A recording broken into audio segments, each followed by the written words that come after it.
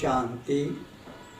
प्रिय आत्माओं, बहनों और भाइयों, बहुत समय से कई आत्माएं जानना चाहती थी और पूछती थी कि मैं कौन हूँ। मेरा लौकिक नाम गणेश है और अलौकिक नाम अर्जुन है। 1973 में दिल्ली के रामलीला मैदान में लगे मेले से हम युगल निकले थे। युगल का नाम आशा है, जो 4 महीने पहले अलविदा कह गई, जिसके बारे में इतना ही कहूँगा कि वो मेरी रीढ़ की हड्डी थी, अब भी है। आशा के पूर्ण सहयोग से ही 27 साल कौरव पांडव पत्रिका का प्रकाशन किया और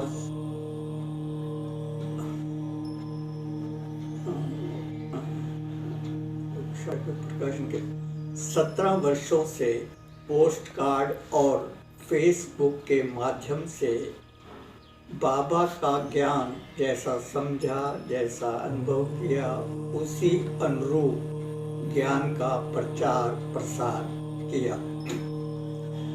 बाबा ने लिखना तो सिखाया, लेकिन भाषण करना नहीं सिखाया। मैंने बाबा से कहा भी, बाबा मुझे भी भाषण करना सिखा दो, तो बोले तुम्हें भाषण करना सिखाना भैंस के आगे बीन बजाना है। मैं समझ गया बाबा, आप जो लिखवाते आए हैं और जो लिखवाया है वो पढ़कर सुनाओ। सुनिएगा। कुछ आत्माएं कहती अथवा लिखती हैं कि जब बाप दादा बैठे हैं तब हमें क्या करना है, हमें क्या लेना देना। जरा सोचो, यदि बाप दादा भी इसी भाषा का इस्तेमाल करते तो आज हम कहाँ खड़े होते, क्या औकात होती और किस स्थिति में होते। फिर ऐसे में मम्मा को क्या ज़रूरत थी धर्म गुरुओं से ये पूछने की कि जगत गुरु अथवा महामंडलेश्वर की उपाधि धारण करने का आपको अधिकार क्या है, बताइए, वरना इस नकली उपाधि से मुक्ति पाइए। मम्मा भी इसी भाषा का इस्तेमाल कर कह सकती थी कि जब बाबा बैठे हैं तब हमें क्या करना, लेकिन फिर भी उन्होंने ऐसा नहीं किया। क्यों? क्योंकि माँ ज्ञान के मर्म को समझती थी, शक्तिशाली थी। तुम भी उसी की संतान हो ना। एक बार मधुबन में चेलाराम भाई को सांप ने काट लिया। ब्रह्मा बाबा को मालूम पड़ते ही उस उंगली को काट दिया जिस उंगली पर सांप ने काटा था। उस समय यदि साकार बाबा भी यही कहते कि शिव बाबा बैठे हैं, मुझे क्या करना, तो तुम तो बस योग लगाओ, सब ठीक हो जाएगा। पता है ऐसे में क्या होता? तुम्हारा योग और शिव बाबा बैठे ही रहते, लेकिन चेलाराम भाई ऊपर चले जाते। लेकिन ब्रह्मा ने भी ऐसा नहीं किया। क्यों? क्योंकि बाबा जानते थे जो ज्ञान व्यवहारिकता पर खरा न उतरे, उस ज्ञान का कोई मतलब नहीं, कोई अर्थ नहीं रह जाता। इसी प्रकार सन 74 में हरिद्वार के कुंभ के मेले में हमारे पंडाल के सामने सन्यासियों का पंडाल लगा हुआ था, जो गीता प्रचार के बहाने सुबह उठते ही प्रवचन की आड़ में पंडाल का प्रमुख सन्यासी ब्रह्मा कुमारियों को कोसने अथवा ललकारने लगता था, सेवा में विघ्न उपस्थित करने लगता था। उस समय सुदेश बहन, जो आजकल विदेश सेवा पर उपस्थित हैं, एकांत में खड़ी होकर उसकी ललकार को सुनती और वाक्य नोट करती थी। फिर क्लास के बाद माइक पर उन्हीं वाक्यों के प्रति उत्तर में जब शेरनी की तरह दहाड़ती थी, तब ईश्वरीय शक्ति का प्रत्यक्ष दर्शन और भाई बहनों का उत्साह देखते ही बनता था। 1-2 दिन बाद दीदी मेले का चक्कर लगाने हरिद्वार पहुंची। जब उन्हें ये समाचार सुनाया तो उनकी खुशी का पारावार ना रहा और अपनी तेजस्वी वाणी द्वारा माहौल को और भी शक्तिशाली बना दिया। आप जरा सोचो, यदि कोई भक्ति मार्ग की ललकार रहा हो, शिव शक्तियों को अपमानित कर रहा हो और आप जैसे शूरवीर योद्धा ये कहने लगे, अजी हमें क्या लेना, बाप दादा बैठे हैं ना, तो बाप दादा ऐसी शूरवीरता एवं संतान पर लानत ही फेरेंगे, ये पक्की बात है। जब मन में कोई मैल नहीं है तो सच को सच कहो। अरे जब मन में कोई मैल नहीं है तो सच को सच और झूठ को खुलकर झूठ कहो। अंदर ही अंदर घुटते रहना, फिर कहना कि हमें क्या करना, क्या लेना देना, ऐसे स्वार्थी एवं कायरतापूर्ण शब्दों का इस्तेमाल बंद करो।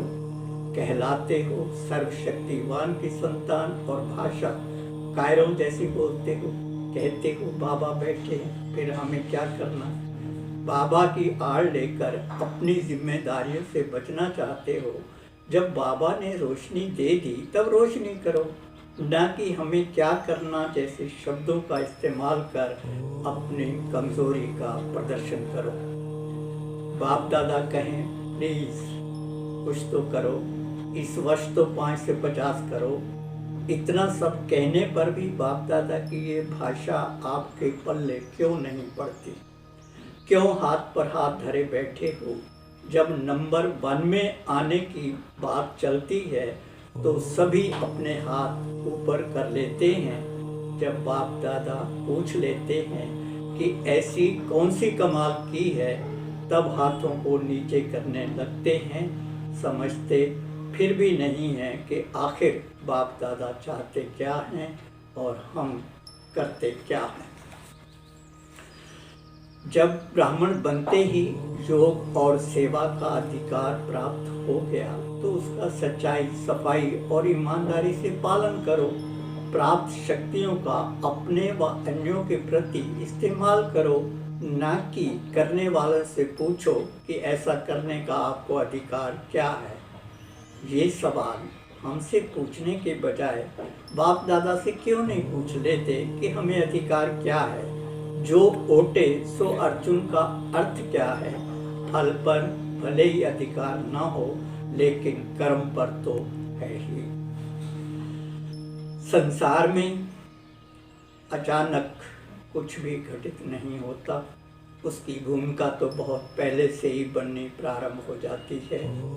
जब कोई संगठन शक्ति के बल पर, जब कोई संगठन अपने हठ धर्मी पर उतर आता है, हर सही बात को नजरअंदाज करने लगता है, स्वार्थ एवं साधनों में लिप्त होकर मनमानी करने लगता है, आत्माएं जब इनसे आहत होने लगती हैं, तभी शिव शक्ति पांडव सेना का जन्म होता है। इसके पीछे ना तो किसी के प्रति दुर्भावना होती है और ना ही दुराग्रह। हाँ, एक इच्छा अवश्य होती है, वो है कुछ कर गुजरने की, बिखरी पड़ी शक्ति को एकत्र कर सेवा में लगाने की, सेवा में नवीनता अथवा गति लाने की, आहत हुई आत्माओं तक राहत पहुंचाने की। ऐसे श्रेष्ठ कर्म भी यदि किसी को श्रीमत विरोधी नजर आए तो बलिहारी है ऐसी सोच की, ऐसी दृष्टि की, ऐसी आत्माओं की। कई आत्माएं ख्याली पुलाव पकाने में हस्त सिद्ध होती हैं। उन्हें बड़ा अजीब सा लगता है कि जब हम कुछ नहीं करते तो इन्हें क्या पड़ी है। इन्हीं वकीली तर्कों की उधेड़-बुन में अपना कीमती समय बर्बाद करते रहते हैं। ये जानते हुए भी समझते नहीं कि विश्व परिवर्तन का आधार वकीली तर्क नहीं बल्कि श्रेष्ठ कर्म बनते हैं। फिर ऐसा कर्म करने से क्यों डरना चाहिए? यदि डरना ही है तो चोरी से डरो, घूसखोरी से डरो, चुगलखोरी से डरो, व्यभिचार एवं भ्रष्टाचार से डरो, धर्म को दुकान बनाने से डरो, बाप दादा के कर्ज से डरो। उसे चुकता करने से क्या डरना?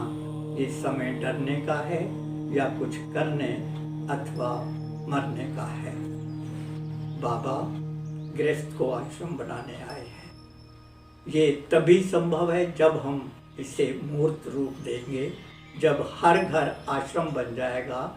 आश्रम का मतलब सुंदर वातावरण से है। जब तक हम ऐसा नहीं करेंगे तो चाहे लाख जन्म योग लगा लें, मुरली सुन लें, सेवा कर लें, इससे ना तो स्वयं का मुख मीठा होगा और ना ही बाप दादा के लक्ष्य की प्राप्ति होगी। जरा सोचो, आप यदि बाप दादा के कार्य में जी जान से जुट जाओगे तो क्या श्रीमत का उल्लंघन हो जाएगा या बाप दादा नाराज हो जाएंगे? इस प्रकार हाथ पर हाथ धरे बैठे रहने से श्रीमत का पालन हो रहा है या बाप दादा प्रसन्न हो रहे हैं? यदि आप इस आस में बैठे हो कि कोई आपको मनाने आएगा, सेवा के लिए खुशामद करने आएगा, तो याद रखो वो दिन कभी भी आने वाला है नहीं। इसके लिए स्वयं ही आपको खड़ा होना होगा, स्वयं का भाग्य स्वयं ही बनाना होगा, स्वयं ही हिम्मत करनी होगी, तभी मदद के हकदार बन पाओगे। बाप दादा भी तभी आपकी मदद कर पाएंगे। इसलिए हे प्रिय आत्माओं, आधार एवं उद्धार मूर्तों, शूरवीरों, कुलभूषणों, शक्तियों, पांडवों, उठो, जागो और ऐसा कमाल कर दिखाओ जिसे देखने के लिए विश्व और बाप दादा कब से राह देख रहे हैं। हमें क्या करना की भाषा से मुक्त हो जाओ, अपनी जिम्मेवारी को समझो और निभाओ, स्वयं का भाग्य स्वयं बनाओ, बाप दादा और भक्तों का कर्ज चुकाओ, अपनी सोई शक्ति जगाओ, क्योंकि शक्ति की ही पूजा होती है। इसलिए खुद ही को कर बुलंद इतना कि हर तकदीर से पहले खुदा बंदे से खुद पूछे, बता तेरी रज़ा क्या है। मज़ा इसमें नहीं कि बाबा को हमने कितना याद किया, मज़ा तो इसमें है कि बाबा ने हमें कितना याद किया। अच्छा, ओम